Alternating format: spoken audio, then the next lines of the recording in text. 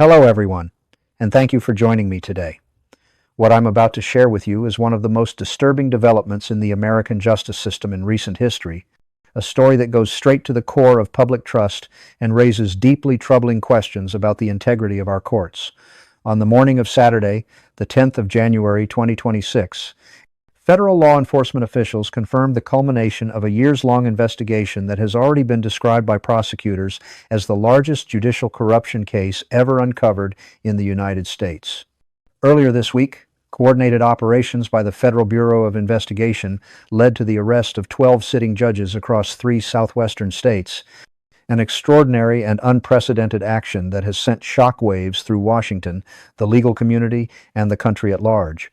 According to the Department of Justice, these judges are accused of accepting approximately $45 million in bribes from Mexican drug cartels in exchange for manipulating judicial outcomes, including dismissing serious criminal charges, suppressing critical evidence, reducing felony charges to minor offenses, and imposing unusually lenient sentences that allowed cartel members and associates to avoid meaningful punishment. Federal prosecutors now say that over the past 7 years, this network of corrupt judges compromised at least 890 criminal cases, meaning that hundreds of dangerous individuals walked free, victims were denied justice, and the American court system was systematically exploited by organized crime. This is not simply a corruption story. It is a stark illustration of how transnational drug cartels identified, infiltrated, and weaponized one of the most sacred institutions in American democracy. These were not fringe officials or obscure bureaucrats. They were judges entrusted with enormous power, sworn to uphold the Constitution and administer justice impartially, who instead sold their authority to the highest bidder. Federal authorities say the arrests were carried out simultaneously at approximately 6 a.m. Mountain Time in Arizona, New Mexico, and Texas to ensure that no suspect could be warned, flee the country, or destroy evidence. By mid-morning, all 12 judges were in federal custody, with most being held without bail due to what prosecutors describe as overwhelming evidence and significant flight risk. Among those arrested were 3 Superior Court judges handling major felony trials, 6 county judges presiding over a broad range of criminal matters, 2 federal magistrate judges, and 1 appellate court judge responsible for reviewing lower court rulings. At the center of the case is Judge Robert Martinez, a 61-year-old Arizona Superior Court judge who had served on the bench for 15 years and is now identified as the alleged coordinator of the entire corruption network.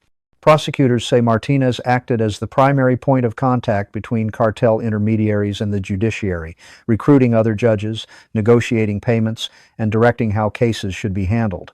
He now faces charges that could result in life imprisonment in federal court. The remaining judges, ranging in age from their early 40s to late 60s, were all established members of the legal system, many with long careers and public reputations for professionalism. A recently unsealed indictment spanning more than 200 pages details a sophisticated and deliberate scheme in which judicial decisions were effectively auctioned off. In exchange for bribes, judges dismissed cases on questionable technical grounds, excluded evidence that would normally be admitted, approved plea deals that prosecutors strongly opposed, and imposed sentences that bore little resemblance to federal or state sentencing guidelines. Federal investigators say this corruption did not emerge overnight. According to the FBI, the scheme began taking shape around 2017 when the Sinaloa Cartel made a strategic decision to neutralize law enforcement pressure by influencing court outcomes rather than merely avoiding arrests. Investigators say the cartel concluded that controlling a judge was more valuable than hiring even the most expensive defense attorneys. Judge Martinez was identified as an early target due to documented financial stress, including significant gambling debts, an expensive divorce, and lifestyle costs that far exceeded his judicial salary. Using intermediaries within the legal community, cartel-connected operatives slowly cultivated a personal relationship with him, socializing outside court and building trust. Eventually, an offer was made, substantial payments in exchange for favorable rulings. Prosecutors say the initial bribe was approximately $50,000 per case, with promises of ongoing compensation. Once Martinez accepted that first payment and issued his first corrupt ruling, he was effectively trapped, vulnerable to exposure and blackmail. Instead of backing out, investigators say he leaned in, expanding the operation by identifying and recruiting other judges with financial vulnerabilities or personal pressures. Over the next several years, 11 additional judges were drawn into what prosecutors describe as a criminal conspiracy to obstruct justice and deprive citizens of their right to honest judicial services. Payments varied by position and case severity, with superior court judges receiving up to $100,000 per case, county judges tens of thousands per ruling, and the appellate judge allegedly receiving $250,000 for reversing convictions. By the time federal authorities moved in, prosecutors estimate the group had collectively accepted around $45 million in illicit payments, an extraordinary sum that highlights the scale and brazenness of the operation. Federal officials say uncovering this corruption required years of painstaking investigation, advanced financial analysis, and covert surveillance, beginning in 2019 when prosecutors noticed an unusual and troubling pattern in drug trafficking cases. Defendants who, based on evidence and precedent, should have been convicted were repeatedly walking free, while strong cases collapsed in certain courtrooms without clear legal justification. An assistant U.S. attorney in Arizona began tracking these anomalies and discovered they were disproportionately associated with a small group of judges. That information was passed to the FBI's Public Corruption Unit, which launched a discreet inquiry mindful of the extraordinary sensitivity involved in investigating sitting judges. While judicial discretion can explain isolated decisions, investigators say the emerging patterns were impossible to ignore. Certain judges consistently ruled in favor of defendants represented by attorneys with known cartel ties, excluded evidence other judges routinely admitted, and accepted legal arguments widely regarded as frivolous. Financial subpoenas later revealed hidden bank accounts, shell companies, structured cash deposits designed to avoid reporting thresholds, and luxury purchases far beyond what judicial salaries could support.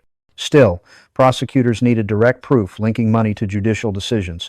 That breakthrough came in 2020 when federal authorities secured a cooperating witness, a lawyer who had acted as an intermediary between cartel operatives and corrupt judges and who agreed to cooperate in exchange for leniency in an unrelated case.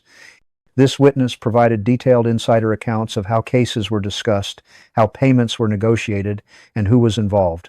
Under FBI supervision, the witness wore recording devices during meetings with Judge Martinez and others, capturing hours of conversations in which judges openly discussed case outcomes, payment amounts, and methods for concealing illicit income.